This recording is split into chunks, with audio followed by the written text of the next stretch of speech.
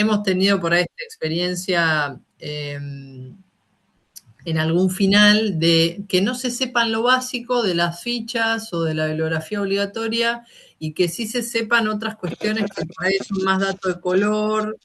Bueno, eso chequéenlo, ¿sí? O sea, tal vez lo que pueden llegar a escuchar no sé, por ahí está buenísimo el podcast y suma un montón, pero tengan cuidado con eso de por ahí no tomar como referencia aquello que tienen externo a la bibliografía y tomarlo como básico y olvidarse de lo básico que les sugerimos nosotros, ¿sí?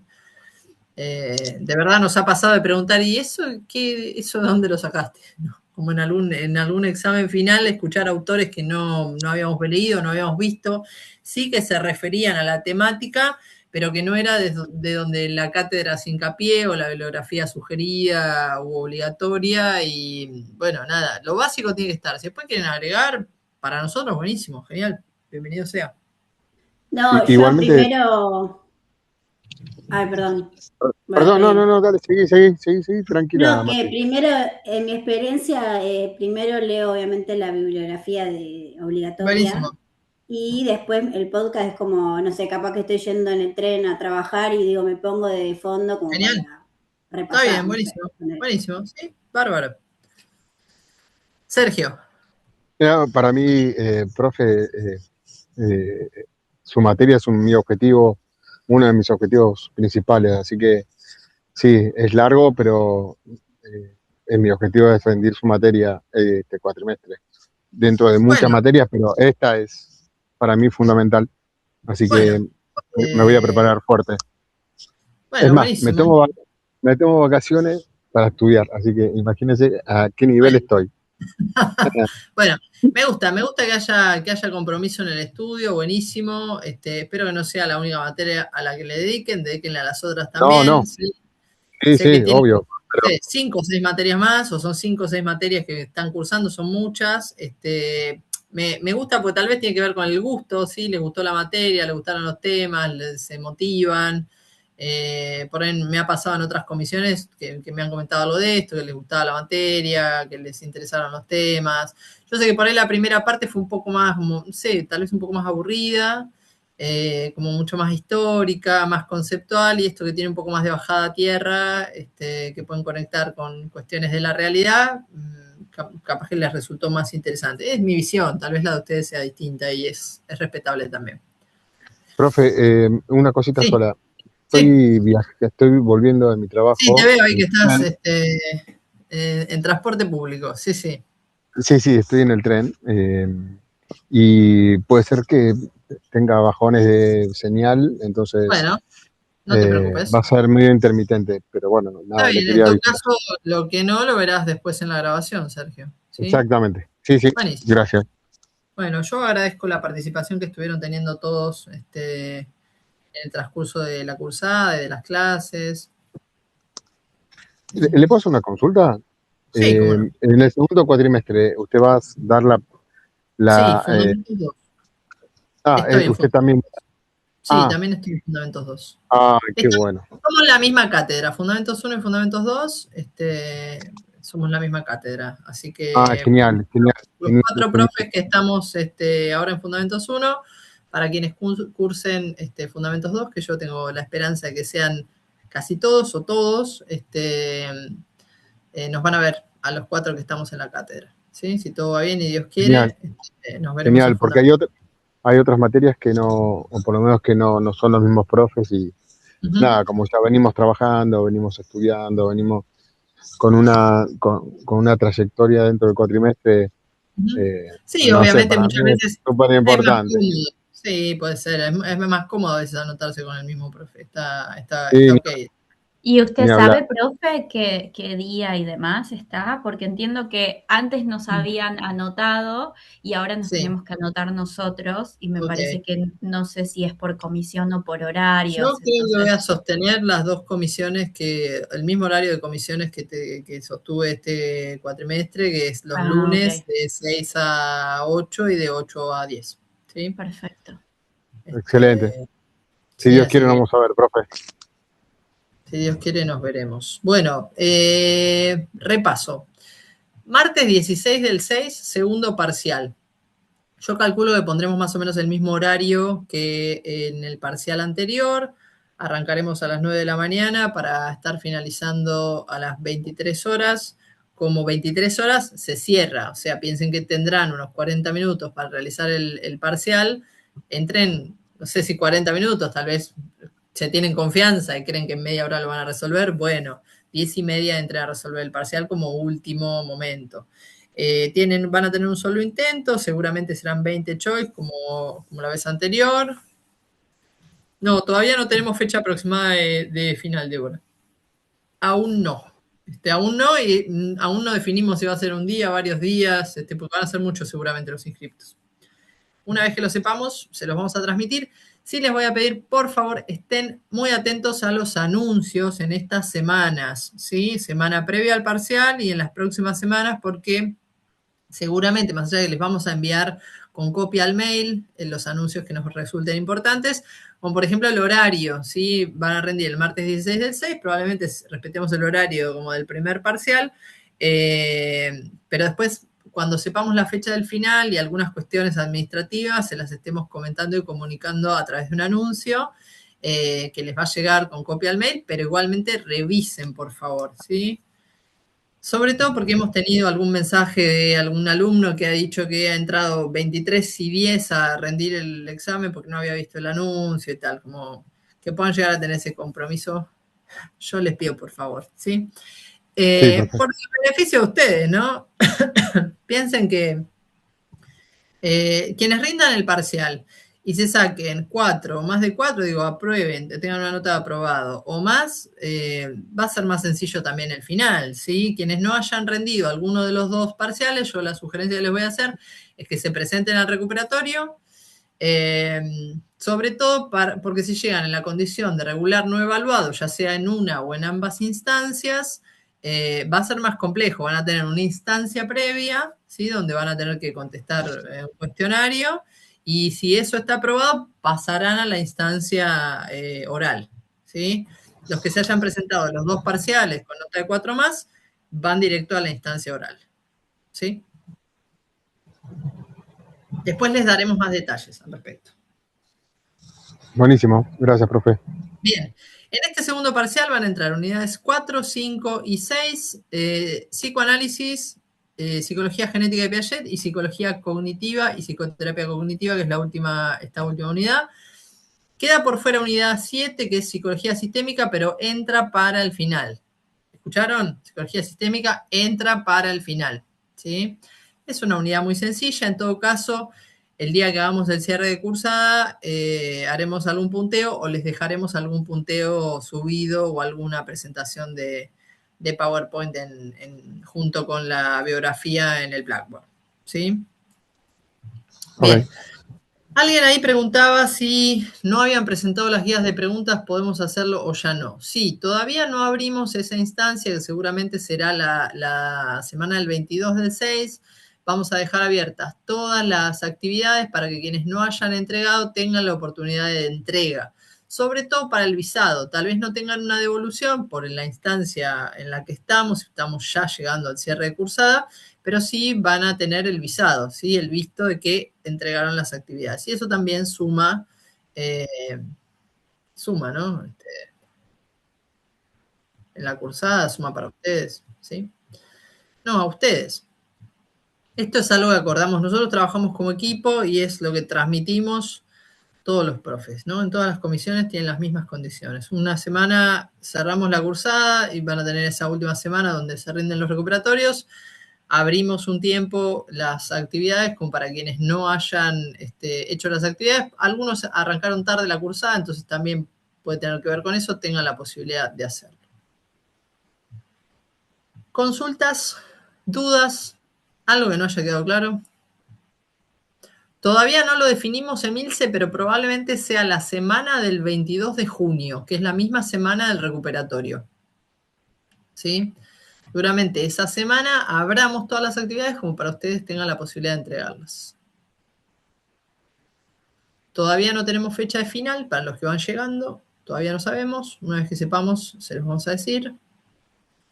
Y si después tenemos algún detalle al respecto, si hay más de una franja horaria, si hay más de un día, porque esperamos muchos inscriptos a diferencia de otros años.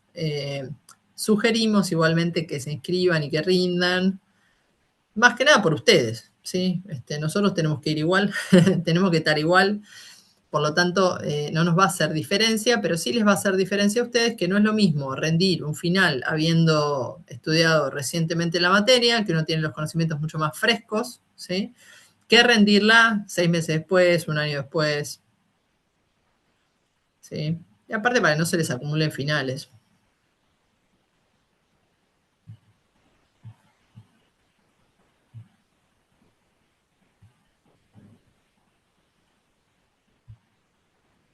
Bien, preguntas, dudas, algo que no haya quedado claro. Voy a revisar si me quedó alguna pregunta pendiente en el chat. Creo que no. Bueno, les comento, tenemos 2 presentaciones, una de psicología cognitiva y otra de psicoterapia cognitiva. Tenemos que llegar a ver las 2. En la comisión anterior llegamos a muy alta velocidad, pero llegamos. Vamos a intentar hacer lo mismo, ¿sí? Yo les pido que si voy muy rápido, van a tener que tener paciencia de que vaya rápido. Pero si algo no lo entienden, deténganme y díganme, profe, esto no lo entendí, ¿sí? En el de psicología cognitiva, en un momento voy a detener la presentación y voy a pasar un videito que a mi gusto me pareció que es súper ilustrativo respecto de algo que nos resulta muy importante en este tema, que es la metáfora del computador, que es pregunta de parcial y pregunta de final. Así que en un momento vamos a frenar la presentación de diapositivas, pasamos el videito y volvemos a la presentación. O sea, yo creo que esta va a ser la clase más intensa que hayamos tenido. Intensa por velocidad, no tal vez por dificultad, ¿sí? Y tal vez por carga de contenido, puede que sí también. Bien, la psicología cognitiva, vamos a tomar una definición de Howard Gardner, ¿sí? Él la define como la disciplina que busca descubrir las leyes básicas del pensamiento humano. A Howard Gardner lo vamos a ver también en Fundamentos 2, ¿sí? Fue un psicólogo muy reconocido respecto de sus desarrollos en relación a la inteligencia y las teorías de las inteligencias. Para el estudio de la mente, las explicaciones que aparecían eran desarrollos del conductismo, de la psicología académica y el psicoanálisis.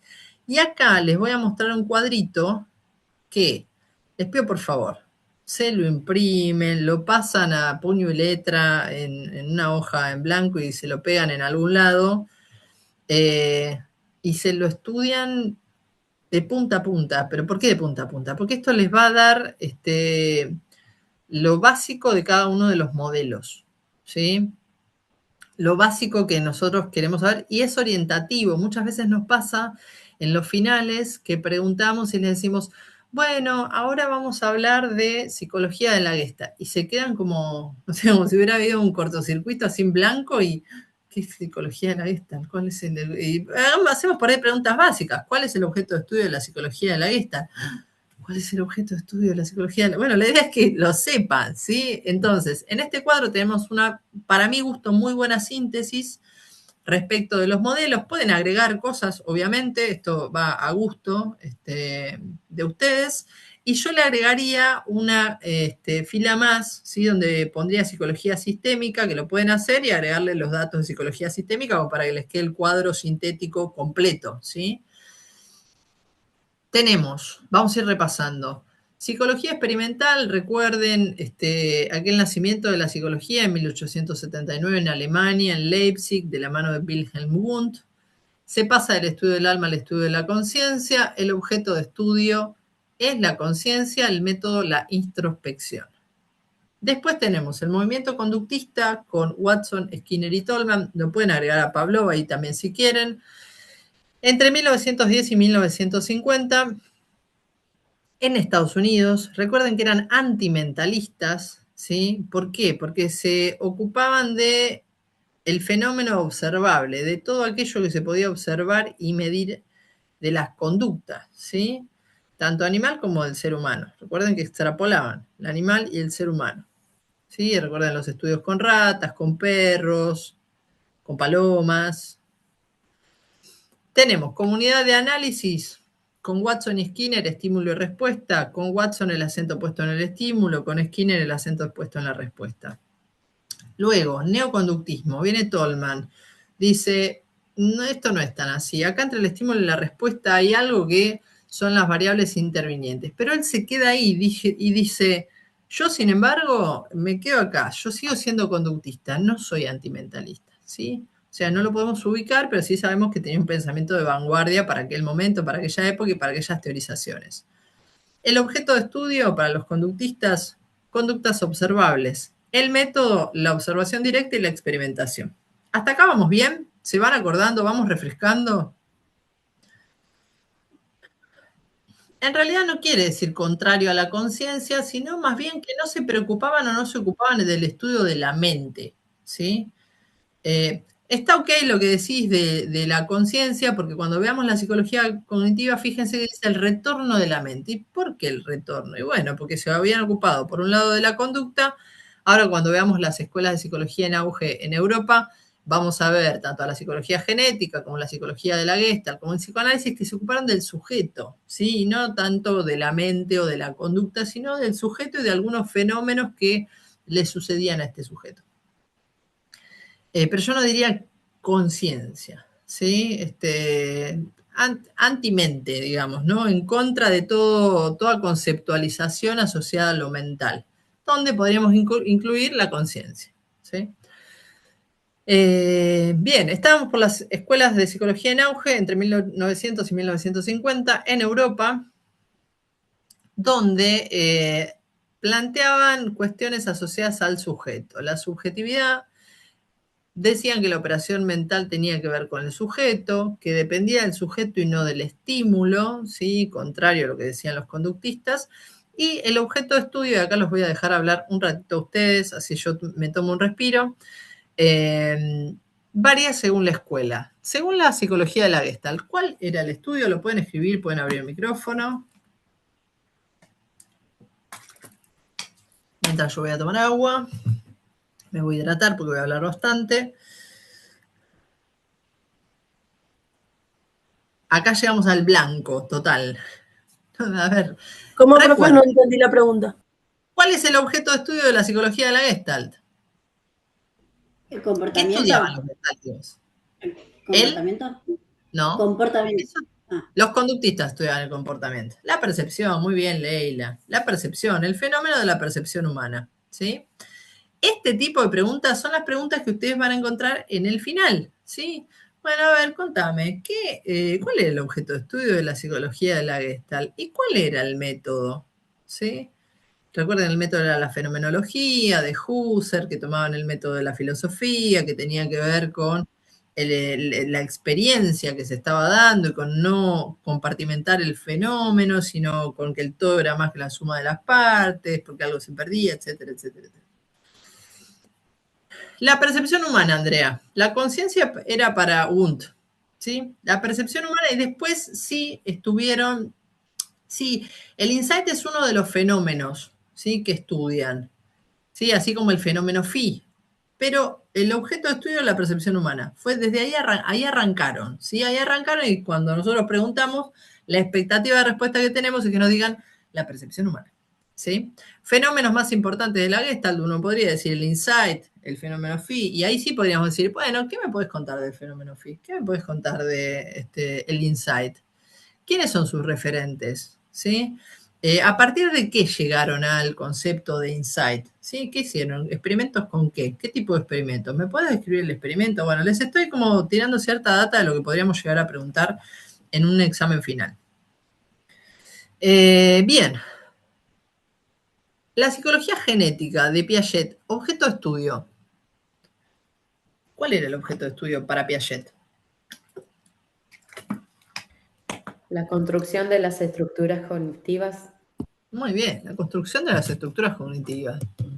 Exacto, la construcción del conocimiento, el desarrollo de la inteligencia, todas esas son respuestas adecuadas, ¿sí? Desarrollarán un poco más acá, un poco más allá, pero está ok. ¿Y del psicoanálisis, que lo vimos la última clase?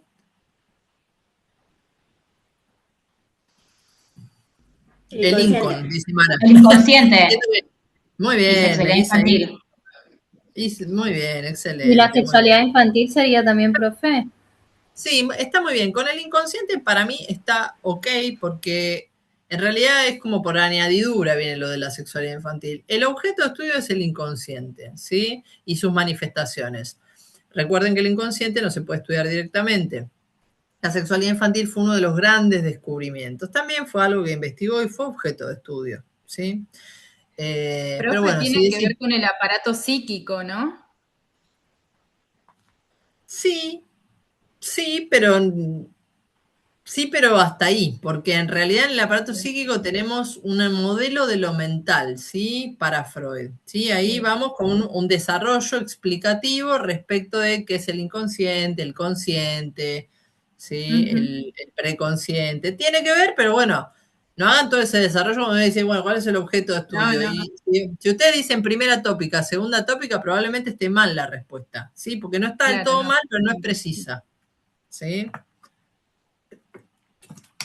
Piensen que vamos a buscar. El Igual, método, la asociación libre.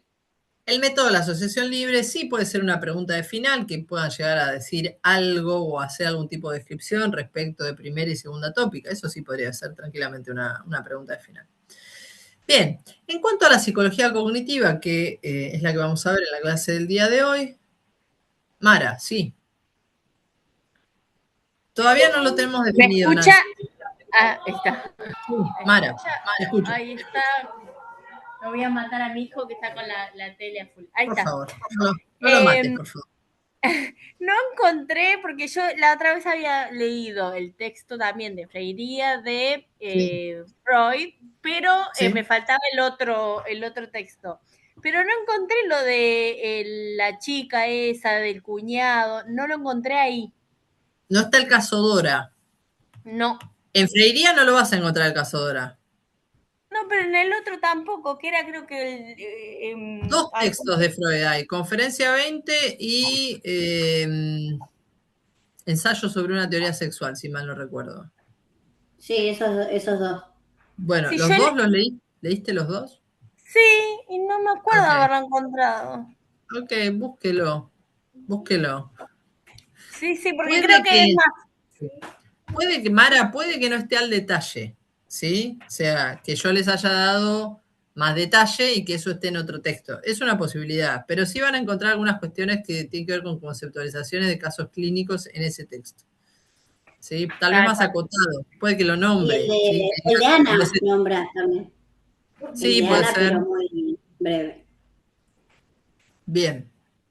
Bueno, gracias. Voy a revisar entonces, porque yo me acuerdo, no me acuerdo si había leído dos, porque ya tengo tantos en la cabeza, que creo que había leído dos para la clase y uno me había quedado y ahora me entró la duda, pero no me acordaba específicamente de ese Dora y digo, ¿dónde estará? Bueno, voy a volver a revisar. Gracias. Por favor, no, por favor.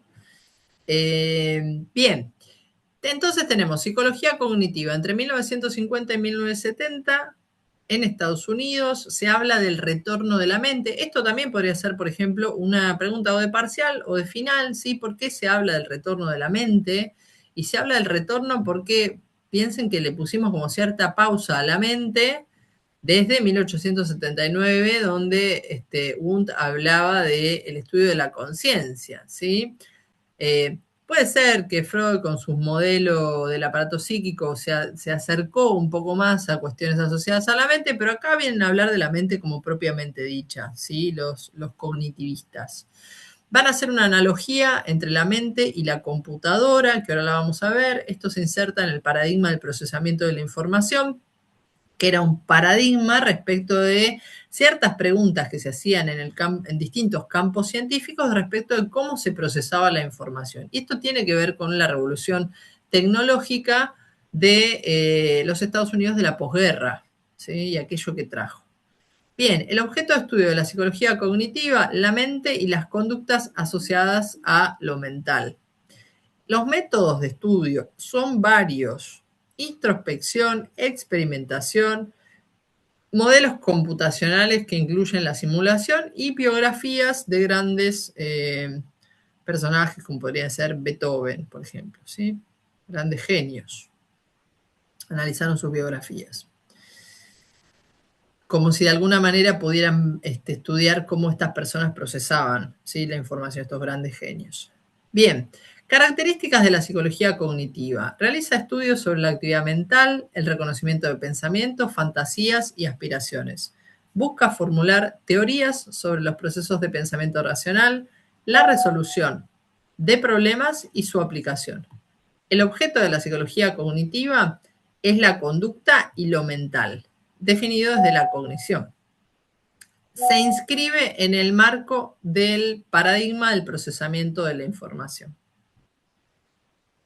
¿Qué son los procesos cognitivos? Esto tranquilamente también podría ser una pregunta de parcial o de final. ¿Qué son los procesos cognitivos?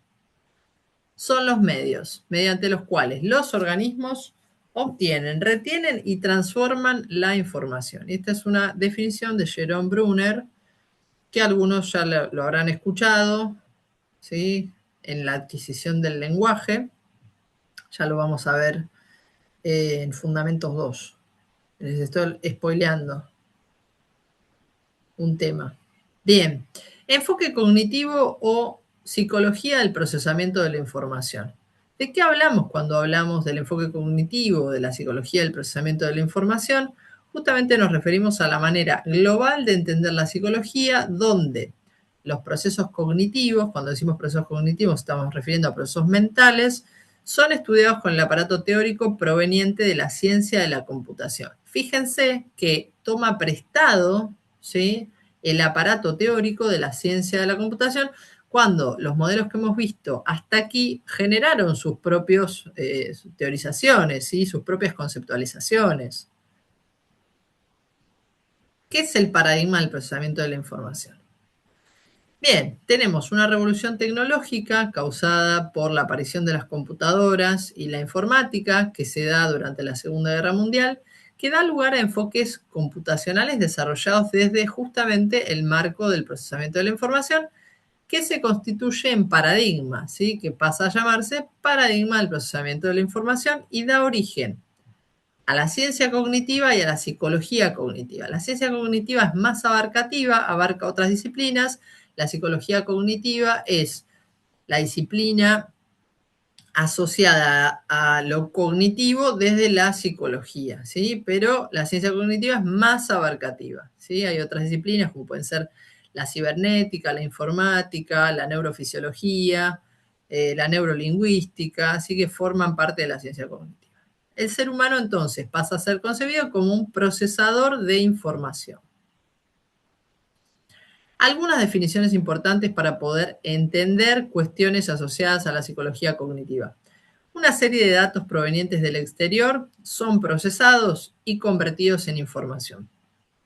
Una computadora o un computador, lo van a leer así en Freiría, es un sistema integrado por un hardware y un software que transforma y procesa los datos.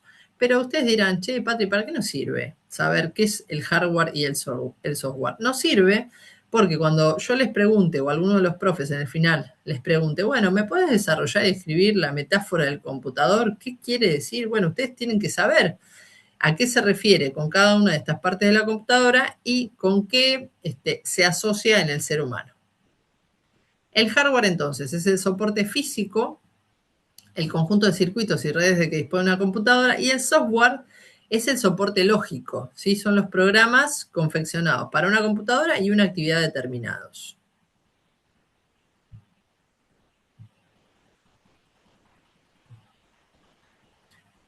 Tenemos los programas. Sí, ahora lo doy, Antonella. El programa es una serie de instrucciones del procesamiento almacenadas en la memoria del sistema y la información es el resultado del procesamiento de una serie de datos mediante su proceso. Hardware, ¿a qué le suena? Si hablamos de soporte físico, cuando hablo de soporte físico hablo de circuitos, hablo de redes, hablo de la computadora en sí, en concreto. Muy bien, Mara, al cerebro, exactamente. El hardware se equipararía al cerebro en el ser humano, sería el equivalente del cerebro en el ser humano.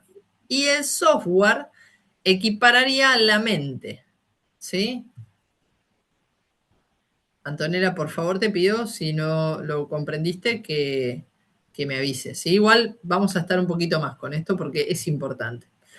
Entonces tenemos que el procesamiento de la información, como teoría de la mente, se toma como supuesto que el ser humano sería un procesador de información. Entonces, la mente se corresponde con el software y el cerebro sería el hardware. En esta presentación está todo bastante corrido, les aviso, porque van a ver algunas cosas flotando o que no están donde deberían estar. Bien, y para ello se basaron en el teorema de Turing, que ahora vamos a hablar del teorema de Turing, donde la concepción del ser humano justamente como procesador de información está fundada en la analogía o la metáfora entre la mente y la computadora, ¿sí? Que se estableció de acuerdo al teorema de Turing. ¿Qué dice el teorema de Turing? El teorema de Turing señala las condiciones para considerar la identidad entre dos sistemas, es decir, que dos sistemas serían iguales. Si para una determinada tarea la ejecución de dos sistemas de procesamiento alcanzan un nivel de semejanza que no puede distinguirse uno del otro, ambos sistemas deben considerarse idénticos. Bueno, sin ir más lejos, hoy nos pasa con la inteligencia artificial que muchas veces no logramos distinguir, ¿sí? ¿Quién hizo tal cosa? ¿Sí? Si fue el ser humano o si fue la inteligencia, fue el chat GPT, ¿sí? O algunos que van un poco más allá, ¿sí? En imágenes, ¿sí? La representación, entonces, más representativa es la comparación entre el procesamiento de la información que hacen las computadoras y el procesamiento que realiza la mente. Bien, y acá voy a detener la presentación y voy a pasar el video. ¿Hasta acá vamos? Sí, profe. Bien. Sí, profe. Bien.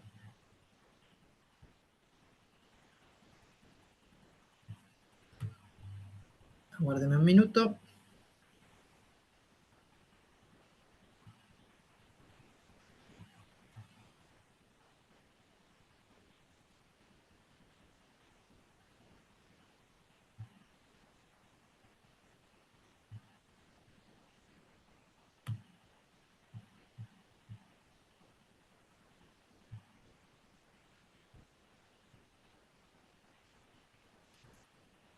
Bueno, ahora lo que voy a necesitar es que me digan cuando les diga Pensemos un momento si en se el ve. cerebro y en un ordenador. Durante más de medio siglo, una metáfora muy potente los ha Sí, se unido. ve y se escucha. Perfecto, listo, genial.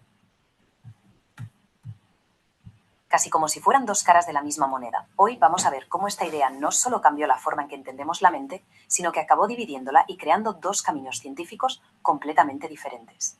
La pregunta es sencilla, pero a la vez de una profundidad tremenda. ¿Puede pensar una máquina? Esta cuestión, así tan directa, es el punto de partida de toda nuestra historia. Una pregunta que en pleno siglo XX desató una auténtica revolución en la ciencia y, por supuesto, en la filosofía.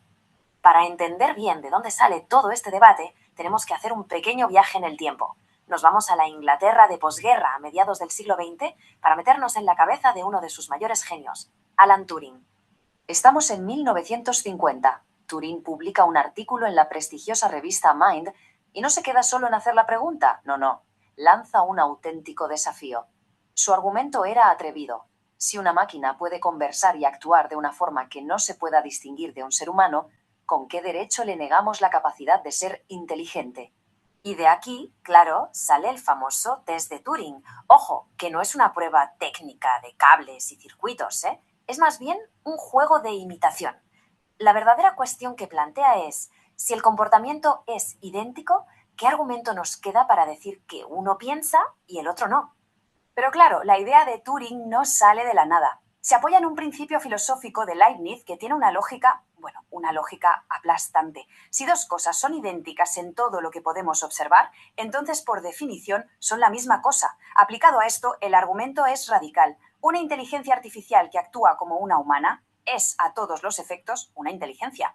La cosa es que la provocación de Turing fue tan potente que no se quedó en debates de filósofos. Se convirtió en la semilla de una metáfora que, muy pronto, iba a dominar por completo nuestra manera de concebir el pensamiento. La mente como si fuera un ordenador. Y es que el momento histórico era perfecto. Después de la Segunda Guerra Mundial, el mundo era una explosión de ideas nuevas. La cibernética, los primeros pinitos con redes neuronales y, como no, la invención del ordenador digital. Todo esto creó el caldo de cultivo ideal para que la idea de Turing echara raíces. Y aquí llega el momento clave, el eureka.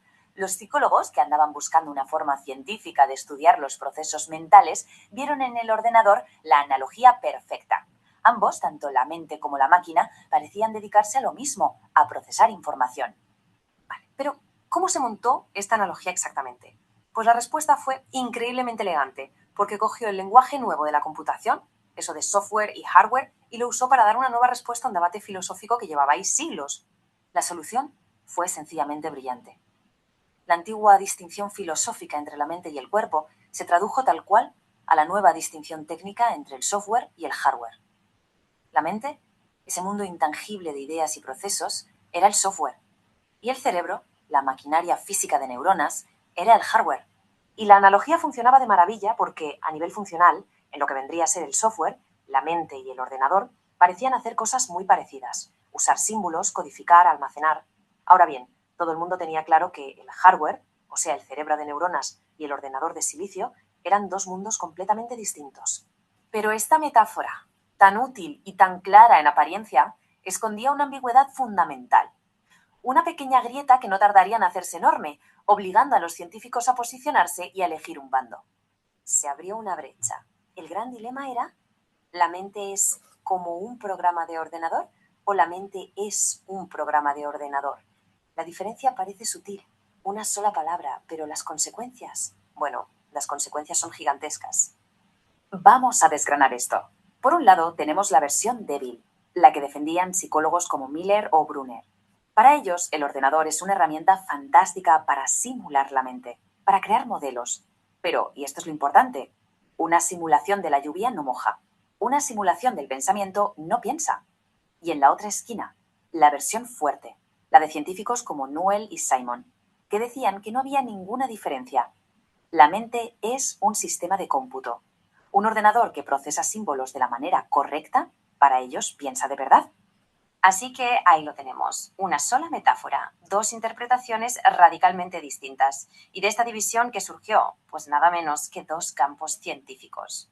Y esta bifurcación fundamental no se quedó solo en una discusión teórica, para nada. Se materializó en la creación de dos disciplinas distintas que, aunque eran como primas hermanas, emprendieron caminos separados. El resultado es este. La psicología cognitiva se quedó con la versión débil. Su objetivo es entender la mente humana. Y el ordenador es un modelo, una herramienta muy útil para conseguirlo. Por otro lado, la ciencia cognitiva, que es la heredera de la versión fuerte, persigue un objetivo más abstracto: entender los principios universales del procesamiento de información. Da igual si ocurre en un cerebro o en una máquina. Para ellos son simplemente dos casos de lo mismo. Y con esto el círculo se cierra. Volvemos al principio, a esa lógica implacable de Leibniz que lo empezó todo. Una idea del siglo XVII que, gracias a Turing y a la revolución cognitiva, resuena hoy con más fuerza que nunca en nuestra era de la inteligencia artificial.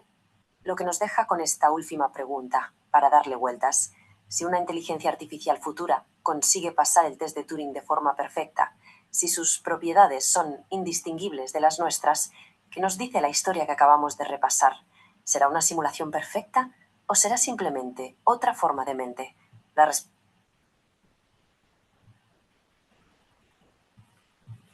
Bien. Hasta aquí el video. Dígame si les aclaró un poco de lo que venimos hablando.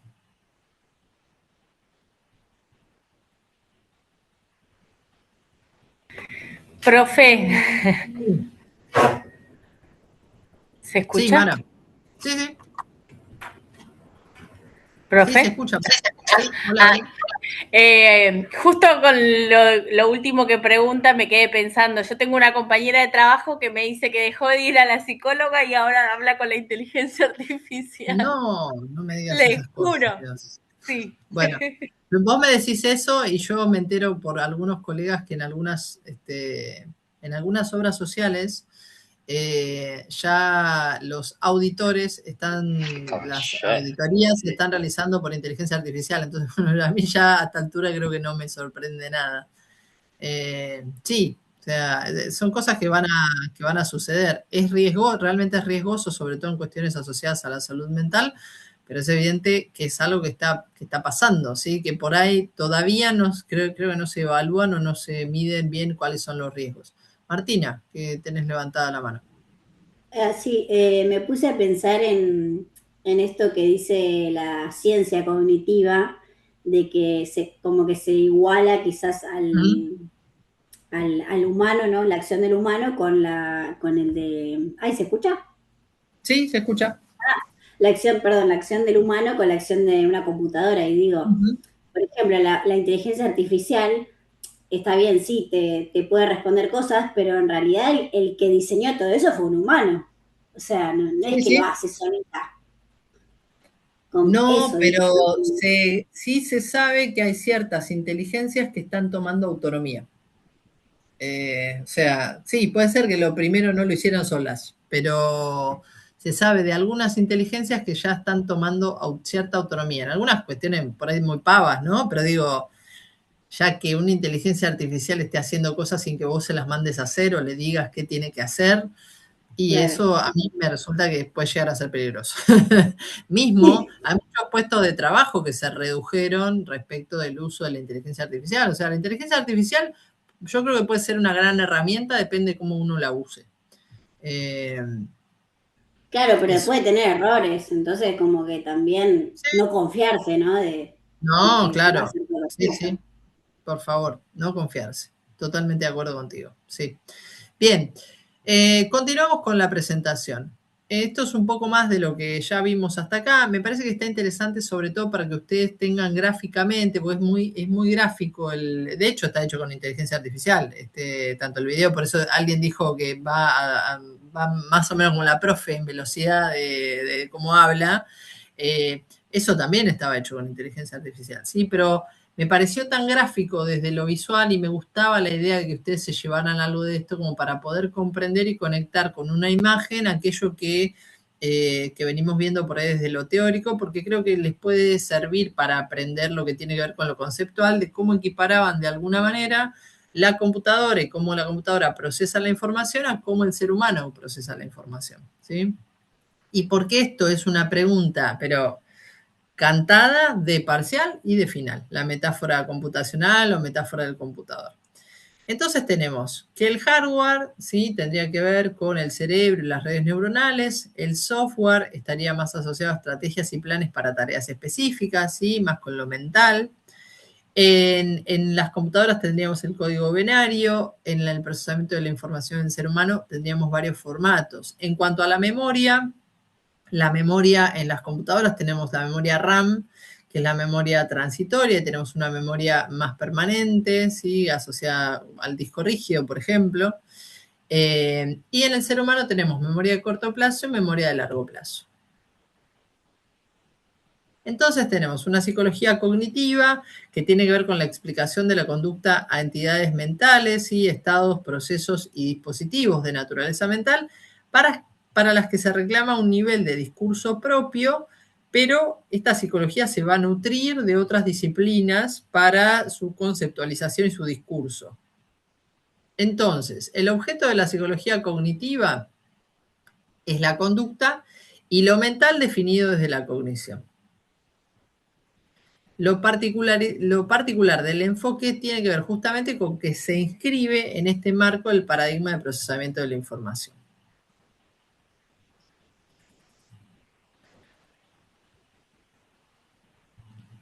Esto ya lo dijimos. Bien, nuevamente, esto lo repetimos porque es importante. ¿Cuál es el objeto de estudio de la psicología cognitiva? La conducta y lo mental, ¿sí? Es decir, las cogniciones. El paradigma que rige es el de procesamiento de la información.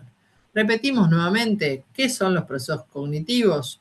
Son los medios mediante los cuales los organismos obtienen, retienen y transforman la información, ¿sí? De alguna manera, cómo procesamos la información.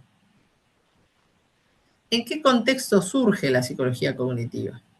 Aparece a partir de una revolución tecnológica, luego del impacto de las ciencias de la computación en Estados Unidos con la posguerra y toda la revolución tecnológica.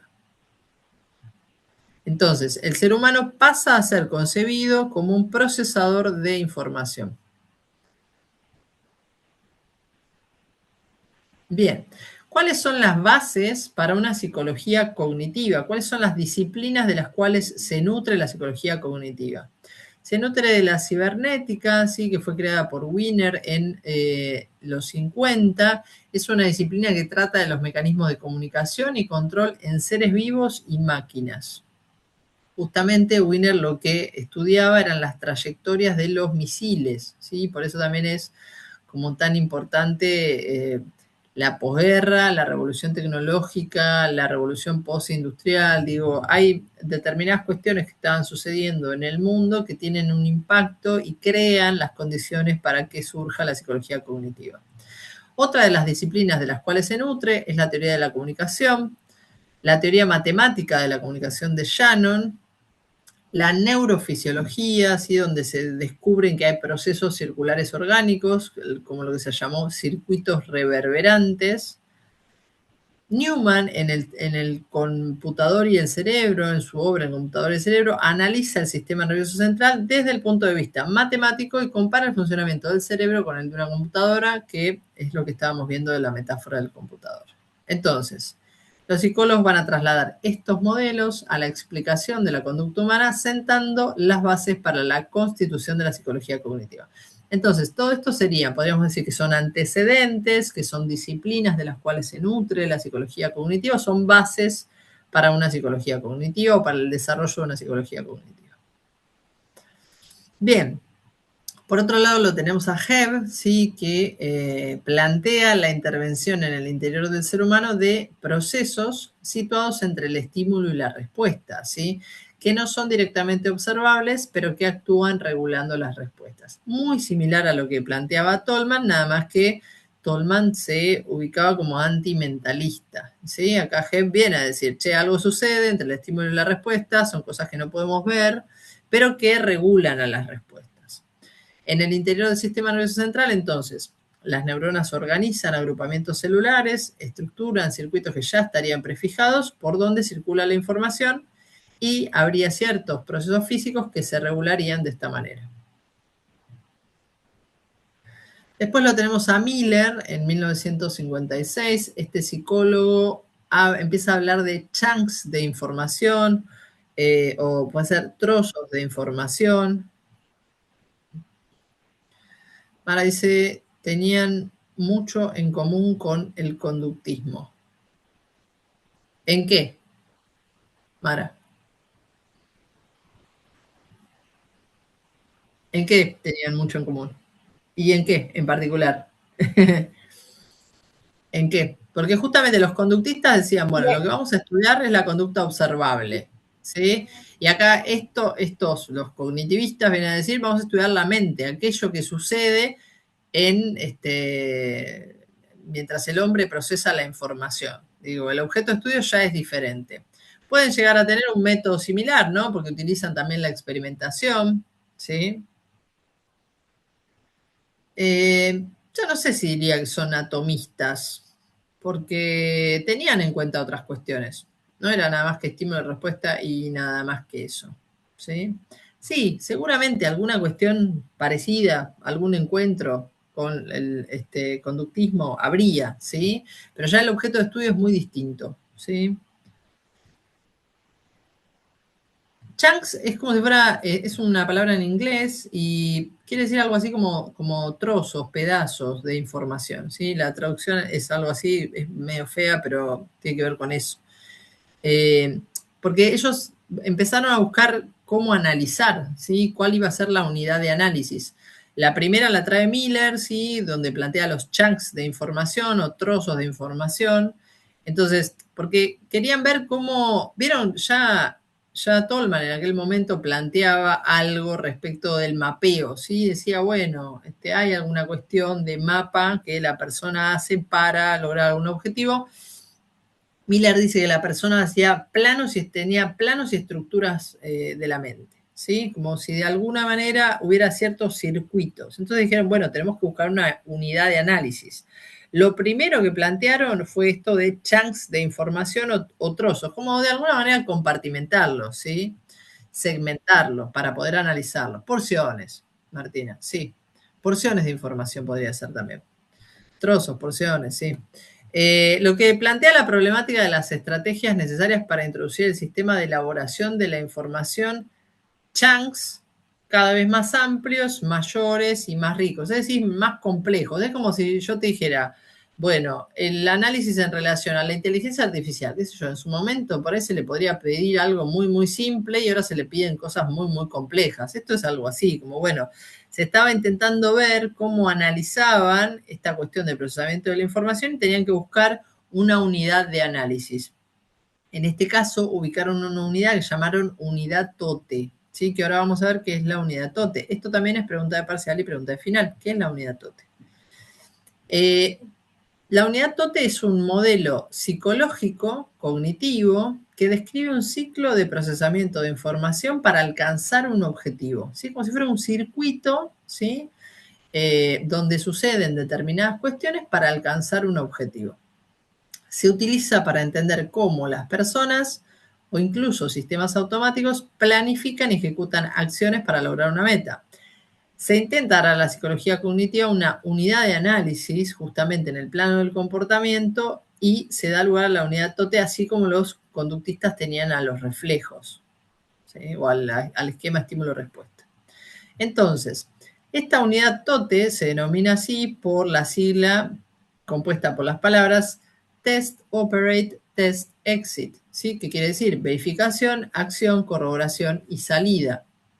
Siempre que el sujeto tiene que llevar a cabo una acción, va a corroborar primero si la acción es congruente con la situación. Ya ahora vamos a dar un ejemplo muy simple y lo van a entender. Si la respuesta es afirmativa, pasa a la acción. Va a corroborar si la acción se corresponde con los objetivos previstos y si sucede, le va a dar salida para pasar a las siguientes acciones. Entonces, tenemos, ¿qué es la unidad TOTE? Test, Operate, Test, Exit. Esto se lo tienen que saber, ¿sí? Tienen que saber de qué trata. Entonces, hay una cuestión de verificación, se pasa a una acción, se corrobora y se da salida de esta unidad para pasar a la siguiente. Entonces, en el ejemplo, este es el ejemplo que van a encontrar en el texto de Freiría. Para colgar un cuadro en la pared, primero verifico si el clavo está puesto en la pared. Ahí sería test. Luego, o verificación, si la respuesta es afirmativa, paso a la acción, operate. Cuelgo el cuadro. Luego, chequeo si el cuadro quedó bien colgado. Ahí entra de vuelta test o corroboración. En caso de que la respuesta sea así, se va a dar lugar a la salida, ¿sí? Exit, ¿sí? Se logró el objetivo, se sale y se pasa a lo siguiente. Es un modelo de cómo se procesa la información. Psicología cognitiva, ¿se entendió? Es importante que se haya entendido, está bien, después lo van a repasar igualmente, pero es una pregunta, ¿sí? Esa es una pregunta y puede ser una pregunta de parcial o puede ser una pregunta de final. Bien, entonces, la psicología cognitiva vamos a tener que realiza estudios sobre la actividad mental, el reconocimiento de pensamientos, fantasías y aspiraciones. En sus investigaciones va a estar más centrada en aspectos cotidianos, busca formular teorías sobre los procesos de pensamiento racional y la resolución de problemas y su aplicación. En cuanto a la disciplina de la comunicación, de la cual se nutrió la psicología cognitiva, se toman conceptos de la teoría de la comunicación, la teoría matemática de la comunicación de Shannon, quien plantea el lenguaje como un comportamiento de comunicación. Habla de procesos de codificación y decodificación de los mensajes verbales. Se tiene presente también a la psicolingüística, ¿sí? Que revela claramente la necesidad de introducir procesos cognitivos en la problemática psicológica y tener en cuenta tanto la semántica como la significación del lenguaje. Bien, una diferencia muy importante entre psicología cognitiva y ciencia cognitiva. Y esto ya lo dijimos, pero lo repasamos. La psicología cognitiva es la expresión en el campo psicológico de la ciencia cognitiva, pero no lo es todo, ¿sí? La ciencia cognitiva es algo más amplio, es un terreno más amplio. es el campo de investigación del conocimiento humano y artificial integrado por una amplitud interdisciplinar como puede ser la cibernética, la informática, la neurofisiología, la psicología, entre otras. ¿Cuáles son los métodos de la psicología cognitiva? La introspección, que ya la hemos visto con Wundt, los estudios experimentales, la construcción de modelos computacionales o simuladores, las biografías y estudios clínicos. Bien, en relación a compartí un ejemplo que me pareció interesante para relacionar sobre los modelos computacionales o de simulación y los avances a los que estamos llegando. La semana pasada vi una entrevista en un programa de entrevistas a la noche que participaba una neuróloga y un ingeniero en un proyecto compartido, obviamente que es un grupo de investigación, pero ellos estaban como representantes transmitiendo de qué trataba no solo su investigación, sino lo que habían generado como aplicación en relación a un dispositivo de realidad virtual utilizado para un juego, ¿sí? Una tecnología de gaming, para recuperación de personas que habían quedado secueladas luego de una ACV. ¿Sí? Secueladas quiere decir que han tenido algún tipo de secuela, en este caso trabajaban con secuelas de tipo físico, en particular con un tipo de movimiento que tienen que ver con la pinza, ¿sí? Que es este movimiento de prensión, ¿sí? Que tenemos los seres humanos. Para rehabilitar ese movimiento de un modo lúdico, habían, de alguna manera, proyectaban en ese casco de realidad virtual como si fueran asteroides, ¿no? Que le venían a la persona desde lo visual y las tenía que ir agarrando, ¿sí? Y bueno, de una manera como muy, me parece agradable para algo que es me parece que debe ser muy molesto no poder hacer esto, ¿sí? Y tenerlo como secuela y tener que rehabilitarlo y que habían encontrado, me parece un modo bastante interesante conectando conocimiento asociado a la tecnología y a lo neurológico para poder realizar la rehabilitación de estos pacientes. Y bueno, esto tiene que ver justamente con cuestiones asociadas a la psicología cognitiva y los modelos de simulación, ¿sí? Modelos computacionales. Bien, ¿hasta aquí se entendió lo que es la psicología cognitiva a grandes rasgos? Sí. ¿Preguntas, dudas? ¿Algo que no haya quedado claro?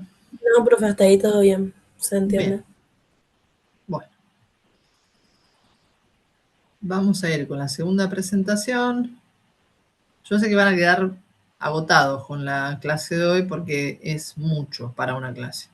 Pero bueno, tuvieron un feriado en el medio y tienen un combo todo en una clase.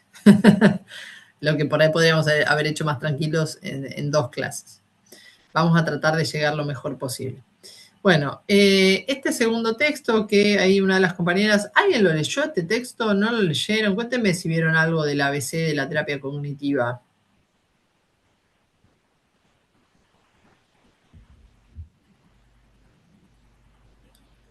El texto de Camacho, ¿alguien lo leyó? Yo no llegué, profe. Bueno, no pasa nada.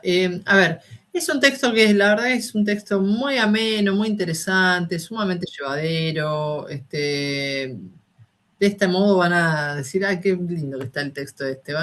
Les va a gustar. O por ahí es porque a mí me gustó y es interesante porque tiene una articulación con una parte más práctica y eso, bueno, le da un plus, me parece. Bueno, vamos a hablar de los modelos cognitivos, ¿sí? Ya venimos hablando de la psicología cognitiva, los procesos cognitivos, los procesos mentales.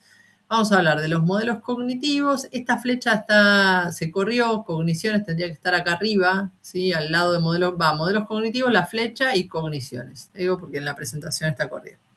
¿Qué son las cogniciones? Esto podría ser Mara dice, yo empecé y lo dejé por freiría, que ya le agarré la mano a cómo cuenta cada modelo. Bueno, está bien, ok. Está bien, porque en realidad esto tiene que ver más con la psicoterapia, ¿sí? Que no es lo mismo la psicología cognitiva que la psicoterapia cognitiva.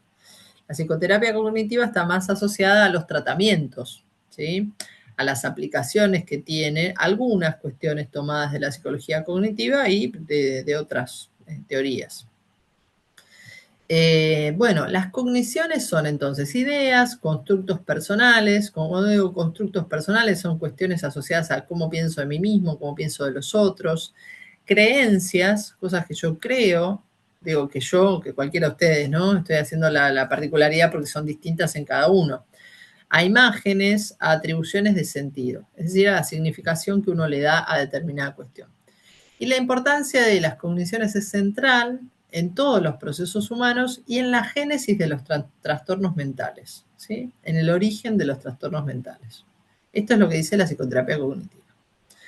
Entonces, ¿por qué se crean los modelos cognitivos y la práctica psicoterapéutica? Es decir, lo que se hace en la consulta clínica con un psicoterapeuta. Tuvo que ver con el afán por la sistematización de los tratamientos y la validación empírica, ¿sí? Como de alguna manera sistematizar ciertos tratamientos que podían llegar a tener utilidad y validarlos empíricamente, es decir, fijarse si servían estos tratamientos. Bien, ¿cuáles son las diferencias que encontramos entre la psicología cognitiva y la psicoterapia cognitiva? La psicología cognitiva, desde etimología, tiene que ver con psique y logos, ¿sí? Tiene que ver con el estudio de la razón o palabra con sentido que puede dar cuenta de la mente humana. Cognitiva viene de gnosis, conocer o llegar a conocer, facultad de conocer, el entendimiento o la razón. En cambio, la psicoterapia cognitiva viene de psique y terapia, sería un procedimiento, ¿sí? Mediante el cual se puede conocer, mejorar, curar y cultivar el alma humana. A partir de algunos desarrollos de la psicología cognitiva se diseñan tratamientos. La psicología cognitiva estudia las facultades del entendimiento humano, abarca los procesos de adquisición del conocimiento. La psicoterapia cognitiva no es un desarrollo tecnológico de la psicología cognitiva. O sea, no es una herramienta creada a partir de la psicología cognitiva. Sí toma parte de algunas cuestiones que la nutren. La psicología cognitiva estudia los procesos básicos, como pueden ser la memoria, la concentración y el procesamiento de la información, y la psicoterapia cognitiva no se basa exclusivamente en la psicología cognitiva, sino que toma otros desarrollos. Bien, entonces, la diferencia fundamental. La psicología cognitiva estudia procesos básicos, ya dijimos cuáles eran, la memoria, la concentración, la formación de conceptos, el procesamiento de la información, y la psicoterapia lo que hace es diseñar métodos específicos, es decir, tratamientos, a partir de algunos desarrollos de la psicología cognitiva que permiten ser aplicados a diferentes personas con distintas problemáticas para mejorar su calidad de vida, solucionar problemas y tratar ciertos trastornos mentales o problemáticas de salud mental. Bien, ¿cuáles son los antecedentes en psicoterapia cognitiva? Lo tenemos a Epícteto, quien en algún momento dijo, no son las cosas mismas las que nos perturban, sino las opiniones que tenemos de las cosas. Y ya acá se dejaba entrever alguna cuestión asociada a las creencias que uno puede llegar a tener respecto de ciertas situaciones, ¿sí? Lo importante no es lo que pasó, sino la significación que uno le da a eso que pasó. El sentido o la atribución de significación, es decir, lo que uno construye de particular de esa realidad. Otro de los antecedentes es Kant, Piaget y el estoicismo. Los estoicistas dicen que el lado subjetivo de la realidad y el papel de los pensamientos en las pasiones son elementos centrales y van a ser retomados y desarrollados por la psicología cognitiva. El lado subjetivo de la realidad tiene que ver con la mirada que cada uno tiene de esa realidad que transita o experimenta, ¿sí? En lo individual, en lo particular. El surgimiento de la psicoterapia cognitiva. Particularmente hay dos fenómenos o dos situaciones importantes que tienen que ver con el surgimiento de la psicoterapia cognitiva, y estos son el simposio de Hickson y el surgimiento de las ciencias cognitivas. En este simposio, celebrado en 1948, se sientan las bases de un nuevo paradigma que centra justamente la atención en el procesamiento de la información. Y el segundo fenómeno o situación o particularidad a la que se apuntó en relación al surgimiento de la psicoterapia cognitiva tuvo que ver con los escasos resultados terapéuticos que se obtenían de las terapias hegemónicas, las psicoterapias hegemónicas en aquel momento, que tenían que ver con los desarrollos psicoterapéuticos del psicoanálisis y del conductismo, particularmente en los trastornos depresivos. O sea, lo que de alguna manera analizaron es que no tenían los efectos deseados estas terapias, ¿sí? Los pacientes no mejoraban. Para el modelo cognitivo no solo importa el estímulo, sino principalmente la particular configuración que la persona haga del mismo, es decir, la visión que la persona, la creencia que la persona tenga de, o cómo lo procese. Entonces, por eso se basa en el paradigma del procesamiento de la información. Bueno, van a ver que los gráficos están todas corridas los recuadros y las letras. Vamos a tratar de que se entienda.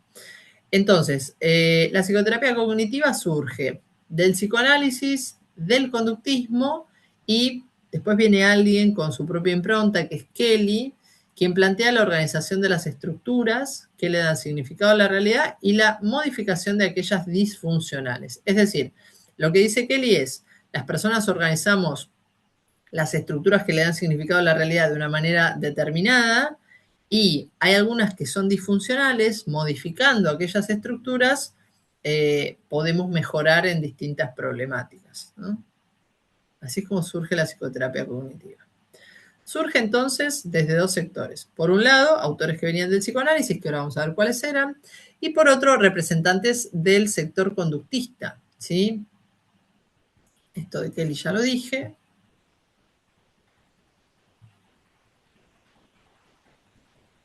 Bien, desde el psicoanálisis tenemos a Ellis y a Beck, y desde el conductismo lo tenemos a Bandura, a Meichenbaum y a Lazarus. Bien, Ellis y Beck vendrían a ser como los fundamentales, ¿sí? Ellos originalmente venían del psicoanálisis, después hacen sus propios desarrollos. Ambos se alejaron de esta escuela por considerar que la misma no aportaba evidencia empírica. Evidencia empírica quiere decir que el tratamiento desde el psicoanálisis no encontraban resultados favorables, sobre todo en la depresión. Por esta razón, la psicoterapia cognitiva pone el acento en la comprobación, validación e investigación de sus teorías y fundamentalmente de su práctica. Es decir, que ellos querían tener una práctica que sea validada. Validada, contrastada. Ellis fue quien desarrolla lo que se conoce hoy como terapia racional emotiva conductual, o TREC, en donde todos los componentes eran tomados en cuenta. Cuando digo todos los componentes, hablamos de que eran tenidas en cuenta tanto los pensamientos como las emociones como las conductas. Lo revolucionario del aporte de Ellis fue la actitud del terapeuta, que para él tenía que ser activa y directiva. Recuerden que estamos hablando de alguien que viene del psicoanálisis, y desde el psicoanálisis, el psicoanalista, cuando está escuchando a quien consulta, está con una atención flotante, ¿sí? Bueno, acá Ellis dice, para mí el terapeuta tiene que ser activo y su actitud tiene que ser directiva. Sustituye la escucha pasiva por un diálogo con el paciente, donde se debatía y cuestionaba sus pensamientos distorsionados, o sea, los pensamientos distorsionados del paciente, que se creía que eran los que determinaban sus síntomas. O sea, se creía que los pensamientos distorsionados del paciente generaban sus síntomas, y se ponía de alguna manera a hablar con el paciente de este tipo de pensamientos para poder ir modificándolos. Ya en su libro Terapia Cognitiva de la Depresión, Beck cuenta cómo comenzó a cuestionar algunos aspectos teóricos del psicoanálisis, hasta que sus investigaciones con pacientes deprimidos encontró no solo que él, sino que otros colegas tenían poco éxito, ¿sí?, en relación a los tratamientos a partir del psicoanálisis con pacientes depresivos.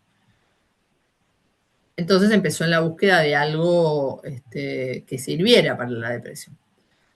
El aporte fundamental de Bandura, Meichenbaum y Lazarus, que provienen del conductismo, fue la inclusión del determinismo bidireccional entre el individuo y el medio, es decir, que el individuo modifica el medio y el medio modifica el individuo, y en el aspecto práctico la inclusión de técnicas de intervención clínica, como es la desensibilización sistemática. La desensibilización sistemática se suele usar muchísimo en el tratamiento de las fobias. Les voy a dar un ejemplo muy sencillo.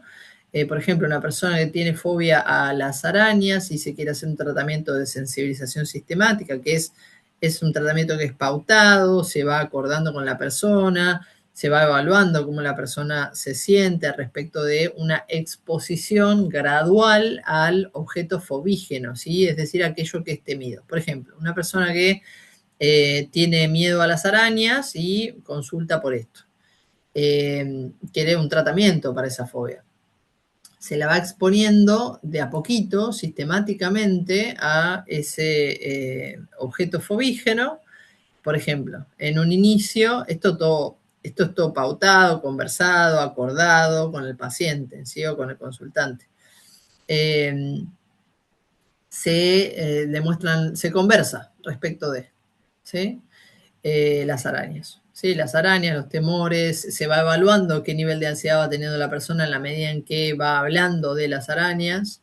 Después, en un segundo, voy a decir momento, porque esto en realidad va a tener que ver con la persona que tengamos enfrente y cómo ella vaya evolucionando, el tipo de exposición que uno puede ir haciendo y cuáles serán los tiempos en ese sentido. Después se la expone a una fotografía, después se le muestra un video y después una araña en vivo, ¿sí? Entonces la va exponiendo progresiva y gradualmente. Bien, algunos conceptos fundamentales de la psicoterapia cognitiva. Tenemos estructuras cognitivas, que es igual a esquemas, procesos cognitivos, que tienen que ver con la atribución de sentido, ¿sí? ¿Qué sentido se le da a partir de justamente los esquemas? Los resultados cognitivos, que tienen que ver con las creencias, resultado justamente del proceso entre los esquemas y la realidad, que es a su vez influenciado por las creencias. Bien, entonces tenemos, acá lo anoté, lo hice con la pizarra, ¿sí? Porque quedó corrido. Entonces tenemos esquemas, creencias y realidad. La realidad impacta en los esquemas impactan en la realidad y a su vez estos esquemas impactan en las creencias.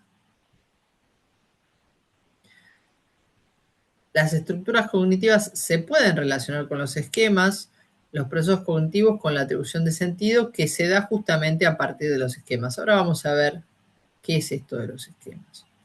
Esquemas es un concepto clave para todas las líneas cognitivas y acá vamos a tener varios autores que tienen definiciones diferentes. La que más nos va a importar es la que da Beck, ¿sí? Bartlett plantea que los esquemas son procesos relacionados con la memoria, Neisser dice que son estructuras que guían la atención selectiva y la percepción, y Beck nos va a decir que son patrones cognitivos relativamente estables que constituyen la base de la regularidad de las interpretaciones de la realidad, es decir, cómo yo voy a interpretar la realidad. Estos esquemas seleccionan y sintetizan los datos, o sea, la información que ingresa y cómo yo la proceso. Los esquemas que siempre están activos se los denomina hipervalentes y los que se activan en determinadas situaciones se les denomina esquemas latentes.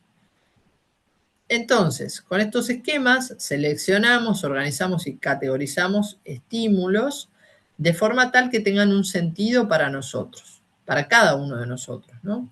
Y son adaptativos, es decir, que tienen una función de adaptación, de adaptarnos al medio. Bien, todas las personas contamos con una serie de esquemas que nos permiten justamente seleccionar, organizar, categorizar estos estímulos de forma tal que nos sean accesibles y que tengan un sentido para nosotros. A su vez, que también posibilitan identificar las estrategias para afrontarlos, ¿sí? Y qué acciones vamos a tomar en relación a ello. Los esquemas entonces los podemos pensar en un continuo, que va en cada persona de lo activo a lo inactivo y de lo modificable a lo inmodificable.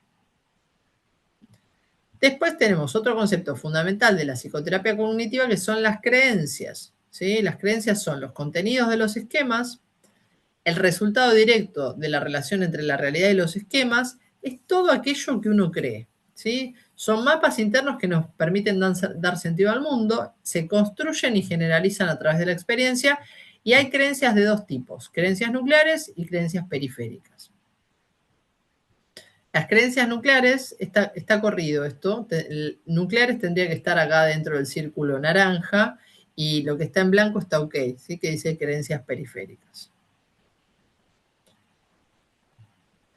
Bien, las creencias nucleares son aquellas que constituyen el self de la persona o el yo de la persona. Son difíciles de cambiar, dan sentido a la identidad y son idiosincrásicas, son particulares de cada uno. Por ejemplo, yo soy mujer, psicóloga, ejemplo. Creencias periféricas se relacionan con aspectos más secundarios, son más fáciles de cambiar y tienen una menor relevancia que las creencias nucleares. Es decir, que en un tratamiento probablemente empecemos con las creencias periféricas para acercarnos paulatinamente a las creencias nucleares, ¿sí? Si es algo que necesitamos modificar para que la persona esté mejor.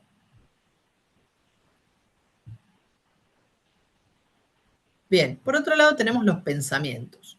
En general se dice que el pensamiento se relaciona con el fluir de la conciencia y que tiene tres elementos: direccionalidad, curso y contenido. La direccionalidad tiene que ver hacia dónde está dirigido el pensamiento.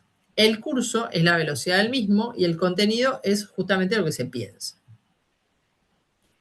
Hay unos pensamientos particulares con los cuales trabajamos los terapeutas en la psicoterapia, que son los pensamientos automáticos, ¿sí? A veces también llamados intrusivos, ¿sí? Son pensamientos que aparecen instantáneamente, no importa dónde uno esté, cómo esté, pero aparecen. Tienen el carácter de impuesto o de imposición, aparecen en el fluir del pensamiento normal y lo condicionan de alguna manera. Se presenta algo así como un obstáculo, ¿sí? Tienen la característica de presentarse como de una certeza absoluta, no son cuestionados por la persona, condicionan justamente la conducta y la emoción, es decir, lo que hago y lo que siento. Suelen ser breves, telegramáticos, ¿sí? Como de una frase corta, verbales o en imaginería, en imágenes, fugaces y conscientes. Un ejemplo de pensamiento automático podría ser el siguiente. Una mujer está en una fiesta, mira a un hombre que le gusta y se dice a sí misma, ¿no? Está fea, no te va a dar bola, igual te vas a quedar sola o te va a terminar dejando.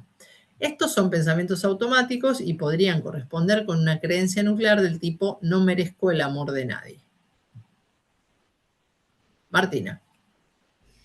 Profe, igual Sí. consulta, puede ser que estos pensamientos vienen, digamos, no es que son naturales, sino como que la sociedad misma un poquito influye, ¿no? En estas construcciones, ¿no? Sí, hay que analizar a cada persona, digamos, ¿no? O sea, Claro. esto no es algo No, general. me refiero más Sí. que a los ejemplos, ¿no? De esos. Sí, Pero- habría que ver qué le pasó a esta persona, ¿sí? Ok, listo. Sí, habría que analizar qué es lo que le sucedió, porque, a ver, ¿cómo hizo la construcción, cómo llevó a la construcción nuclear de no merezco el amor de nadie? ¿Qué le sucedió en su Claro. infancia? ¿Cómo fue el vínculo con sus referentes? ¿Cómo fueron sus primeros años en la adolescencia? ¿Cuáles fueron sus vínculos con sus amigos, con los hombres en particular? Bueno, habría que ver, hay que estudiar un poco, ¿no? Claro. Por eso es como Ok. tan importante una cuestión de esto de la idiosincrasia y que es particular de cada uno, ¿sí? Ok, gracias. Débora dice, yo lo asociaría más a la autoestima. Sí, sí, probablemente sea una persona que no está bien en su autoestima, pero acá lo que estamos viendo es el tipo de creencia, ¿sí? Autoestima es un concepto mucho más amplio, Débora. En este caso tenemos a alguien que está en una situación determinada y como en automático se le aparecen en su mente ciertos pensamientos como estos, ¿sí? Entonces uno podría conectarlo con, no No sé, Leila, por qué suelen ser negativos los automáticos. Los automáticos siempre son negativos. No es que uno le aparece un pensamiento de, ay, que soy Claro, re lindo. yo me siento súper reflejada, lo trabajo en terapia también y digo, ¿por qué no tengo como estos pensamientos automáticos Nadie los tiene. positivos? Al Que nadie revés. los tiene. Nadie los Ok. tiene. En realidad son todo un tema los pensamientos ¿Y de dónde automáticos. viene esta negatividad? Digo, porque es muy fuerte También hay esto, que ¿no? ver Como porque en que- cada uno es diferente. Entiendo, sí, sí. Hay un componente hereditario dando vueltas por ahí seguramente. Habría que ver para un lado y para el otro. Uno averigua, ¿sí? Padre, madre, abuelos, si alguno ha tenido algún componente depresivo o ansioso u obsesivo, puede darse alguna de estas cuestiones. ¿Sí? O la Profe, persona está más predispuesta a que esto suceda.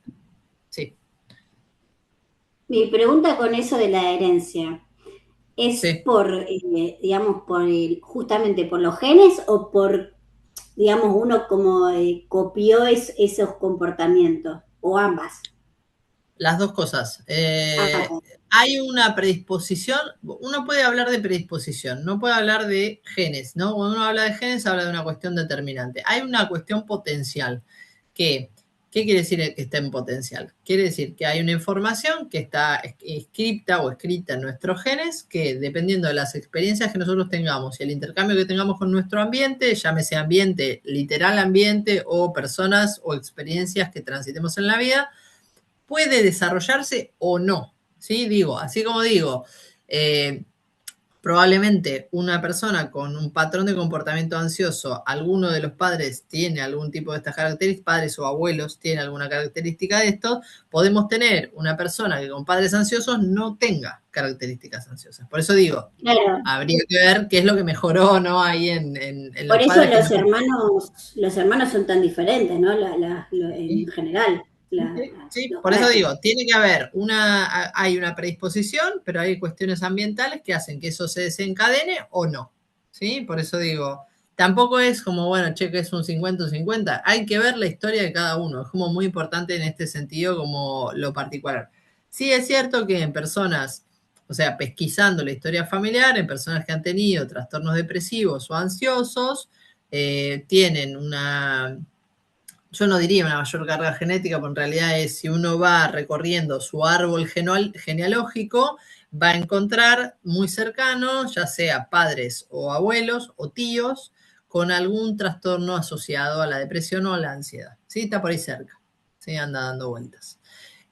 Algunas cuestiones son aprendidas, pero está determinado que hay cuestiones que tienen que ver con lo químico. De hecho, hay depresiones que son netamente químicas, ¿sí? O sea, hay desbalances que se dan a la persona, no hay algo que le haya sucedido en particular para que uno pueda decir, che, bueno, esto es el causal de, sino que hay una descompensación química en relación a aquellas sustancias que hacen que la persona esté bien anímicamente, ¿sí? De hecho, hay tratamientos específicos para ese tipo de depresión. Es como muy amplio, Martina. Me podría llevar toda la clase a hablar de esto o más. No me quiero derivar porque venimos bien y podemos, espero que podamos terminar. Bueno, acá tenemos otro gráfico, así como también como cómico, ¿sí? Es una persona que estaría teniendo ese tipo de pensamientos automáticos. Eres un torpe, eres incapaz, no sirves para nada, por ejemplo.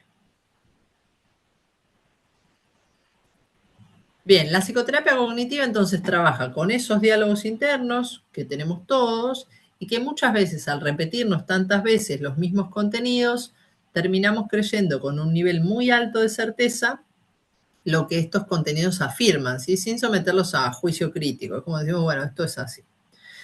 Entonces, ¿cuáles son las características de este método terapéutico? El método terapéutico es activo, directivo, estructurado y con tiempos limitados. ¿Por qué es activo? Porque el terapeuta y el paciente ambos cumplen roles activos en la terapia. Es directivo porque el terapeuta dirige mediante sus intervenciones el tratamiento, existen ciertos pasos a seguir para la realización del mismo, por eso es estructurado, y tiene ciertos tiempos limitados en los cuales se planifica trabajar determinadas cuestiones y luego de trabajar esas cuestiones se trabajarán otras y así.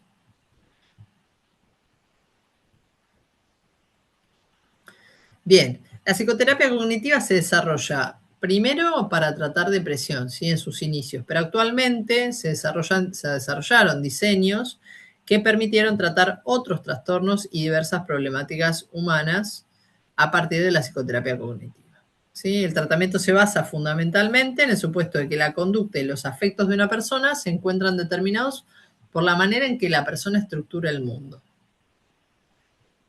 Y el esquema básico de la terapia cognitiva se puede graficar como un triángulo donde cada vértice lo podemos ubicar: pensamientos, conducta y emoción.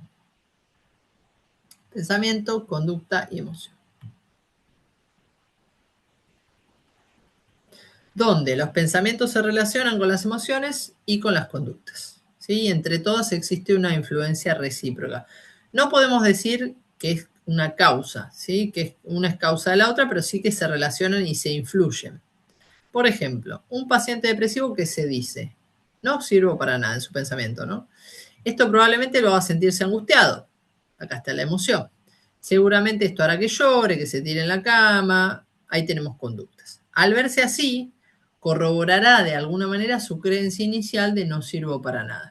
Cuando el circuito está así establecido, basta para que aparezca un mínimo pensamiento o emoción similar para que se active todo el circuito y empiecen a aparecer este tipo de pensamientos como rumiantes, ¿no? Donde la persona no puede salir de ese autodiálogo negativo. Bien, el terapeuta cognitivo trabaja desde un empirismo colaborativo. ¿Por qué desde un empirismo colaborativo? Porque el paciente junto con el terapeuta va a construir experimentos que permitan encontrar datos empíricos en la realidad de que tal cosa es así o no es así. Es colaborativo porque ambos se comprometen a trabajar juntos para mejorar los problemas del paciente y la actitud justamente tiene que ser de colaboración activa. O sea, como terapeuta uno propone, pero también el paciente se compromete con la propuesta. Aceptación, el terapeuta tiene que aceptar plenamente al paciente, su mundo y sus problemas, aunque no comparta su cosmovisión, es decir, su manera de ver el mundo o su filosofía de vida. Tiene que ser auténtico, genuino, sincero. La falta de honestidad dificulta el establecimiento de un buen vínculo, de una buena alianza terapéutica. Tiene que ser empático, ¿sí? El poder tener la capacidad de ponerse en el lugar del otro, tratar de ser receptivo con ese sufrimiento que la persona tiene.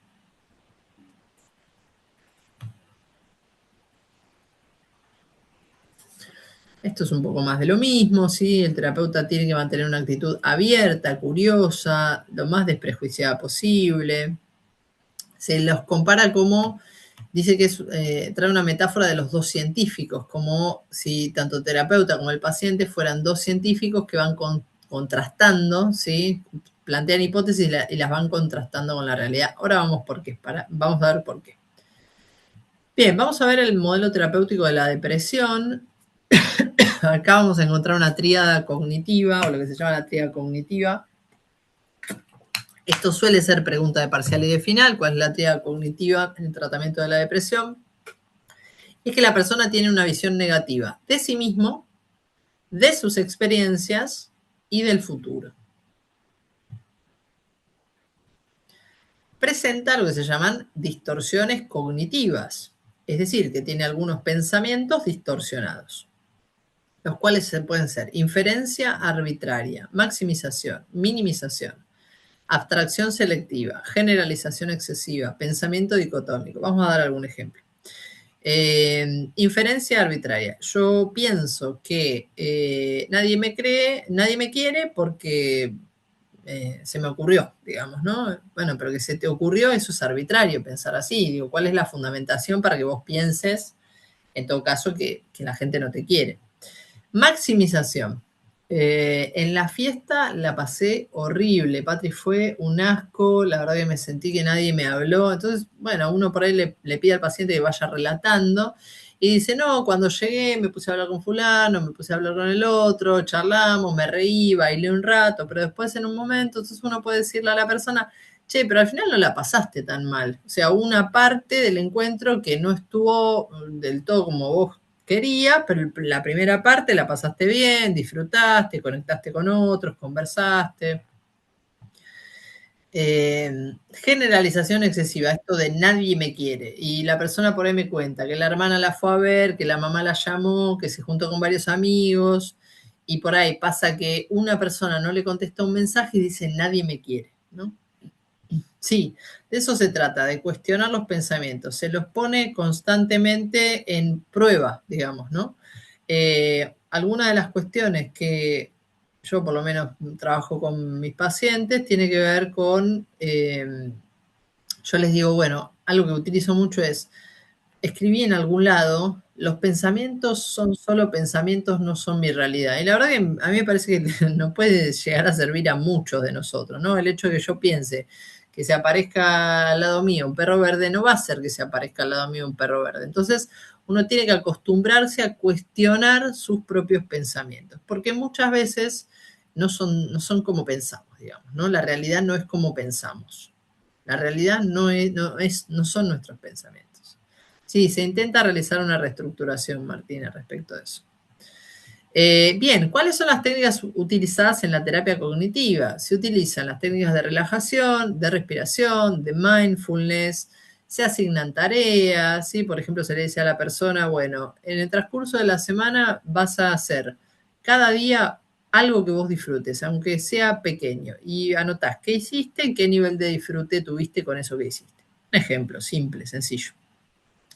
Técnicas de distracción, bueno, preguntar a la persona, ¿qué te distrae? ¿Qué te gusta hacer? Bueno, me gusta salir a caminar, me gusta mirar películas, me gusta leer, me gusta armar rompecabezas. Uno ahí tiene que ir indagando, ¿no? Porque depende de cada quien, es la técnica que yo puedo aplicar. Dominio y agrado, esto también tiene que ver con eso. Desensibilización sistemática, esta ya la expliqué. Autoafirmaciones, que tal vez tengan que ver con cambiar una afirmación que es negativa o que aparece como un pensamiento negativo y reestructurarlo y que pase a ser una afirmación positiva y que la persona se la repita. Autoobservación y monitoreo. Y roleplaying o juego de roles. Se realizan ensayos conductuales, cognitivos, entrenamiento en habilidades sociales, como puede ser la puesta de límites, la aceptación de invitaciones, el iniciar una conversación y sostenerla y darle un cierre, el poder retirarse de un lugar cuando uno cree que está agotada su batería social y no creer que porque uno se va, el otro se tiene que enojar, por ejemplo. Técnicas de escalamiento, registro de pensamientos automáticos, identificación de distorsiones cognitivas, disputa racional, trabajo con el niño interior, búsqueda de soluciones alternativas o de ventajas y desventajas, se trabaja con imaginería, con juegos, con ejercicios gestálticos, con ordenamiento en escala. Por ejemplo, si la persona dice que tiene miedo de ir a determinados lugares, bueno, hace una escala del 1 al 5, cuál es el que mayor temor te causa, y vamos a ir trabajándolo, por ejemplo.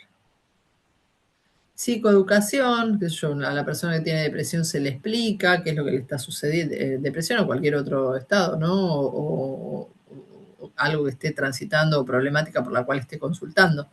Sí, se lo psicoeduca, se le dice de qué trata, cuál es la sintomatología, qué puede esperar que pase, qué va a hacer uno en el tratamiento. Biblioterapia, se le puede sugerir algún tipo de lectura que uno crea conveniente. Sí, son un montón, por suerte. Bien, en cuanto a la investigación en psicoterapia cognitiva, tenemos instrumentos de evaluación cognitiva, ¿sí? En particular hay escalas, cuestionarios, inventarios, sobre todo sobre sintomatología, que son muy, sirven, ¿sí? Porque nos brindan información a los terapeutas. Las investigaciones de resultados, justamente en este campo lo que se trata es de medir la eficacia de un tratamiento para un trastorno o problema, y las de proceso, ¿sí? En ellas lo que se intenta ver justamente son los procesos de cambio de la persona. O sea, se toma una evaluación, supónganse, se toma la escala de Beck antes de empezar el tratamiento, a los 6 meses de realizado el tratamiento, al año de realizado el tratamiento, y se ve cuáles son, se puede tomar antes, ¿no? Cada 3 meses, se ve cuáles son los cambios que se van viendo en cada uno de los síntomas. Y hasta aquí hemos llegado, llegamos hasta con juegos. Eso porque no hicieron demasiadas preguntas. Pero estamos todos cansados, me parece. Sí, claro, Martina. Sí, eso, la interdisciplina y la articulación con psiquiatría, fundamental en caso de necesitarse, en caso de ser necesario. Y en caso de la persona también lo avale, ¿no? O sea, acuérdense que todo esto tiene que ver con el acuerdo de la persona. La persona tiene que dar su consentimiento.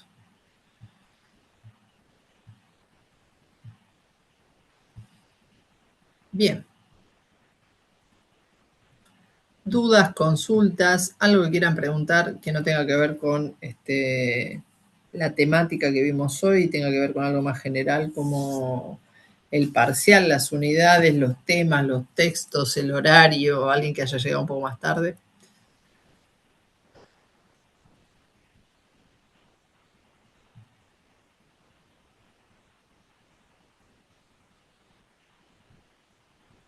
Bueno, si no hay preguntas, yo lo que les voy a pedir es que revisen en la semana los anuncios.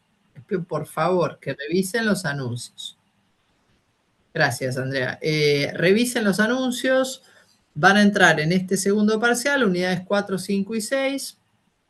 Llegamos a ver todo. Lean los textos, repasen los videos. Yo voy a intentar, no voy a intentar, voy a subir todo el material, ya sea las presentaciones y el videito que pasé hoy. Así lo tienen y lo pueden rever. No mucho más. Desearles buena semana y muchos éxitos para el parcial. Camila, que me decís que querés preguntar algo. Dime.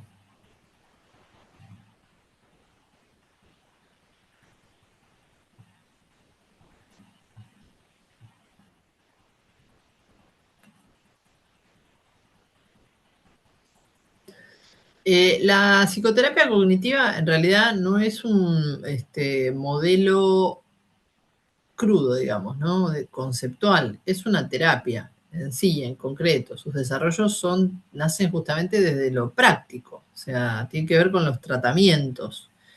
Integra algunas cuestiones porque, claro, o sea, vos pensás que tiene algunos desarrollos que tienen que ver con el conductismo, algunos desarrollos de psicoanálisis, algunos desarrollos de lo cognitivo y otras cuestiones propias. Entonces sí, es medio, no te digo que una ensalada, pero toma en cuenta justamente la conducta, la emoción y el pensamiento.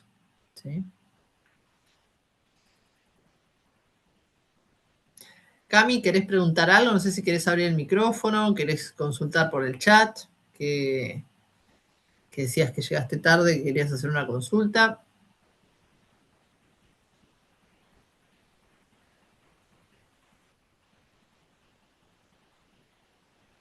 En el final, si aprobaste los dos parciales, te sacaste 4 más, entran las unidades 1, 2, 3, 4, 5, 6 y las 7 que no llegamos a verlas. Entran todas las unidades, de la 1 a la 7.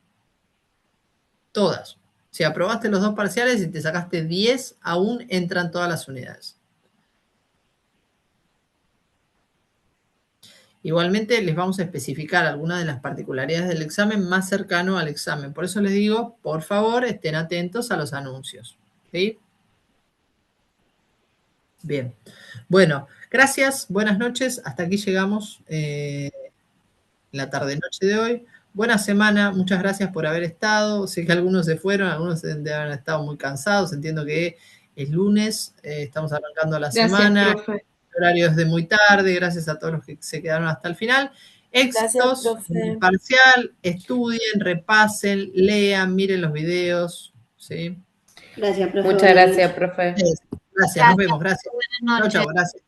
Gracias, buenas noches, buena semana. Nos vemos, gracias. Chao, chao. Chao, gracias, nos vemos. Gracias. Buena semana para todos, nos vemos.